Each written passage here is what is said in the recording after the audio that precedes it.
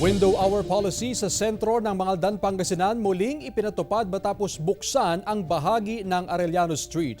Sundan sa ulat ni Claire Lacanilaw.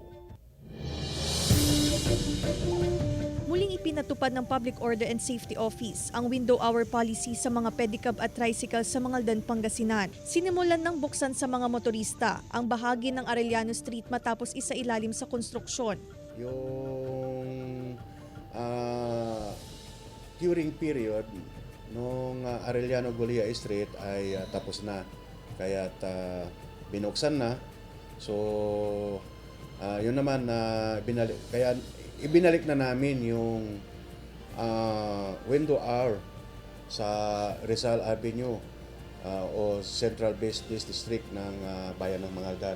Laking ginhawa sa mga pedicab driver ang pagbubukas sa bahagi ng Arellano Street. Laking abala pa umano kung ikot pa sila upang makadaan. Malaking ginhawa na rin kasi yung mga namamalingki, hindi na sila pumupunta dito sa paradaan namin dito sa labas.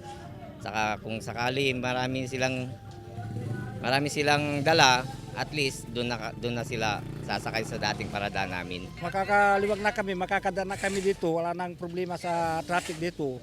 Wala nang mga sasakyan dito, makakadaan na. Ang pagpapatupad ng window hour policy ay paraan upang maibsan ng mabigat na daloy ng trapiko ngayong holiday season. Nakalerto naman ng Public Order and Safety Office sa pagpapatupad ng batas trapiko sa bayan. Tuloy-tuloy na po iyan.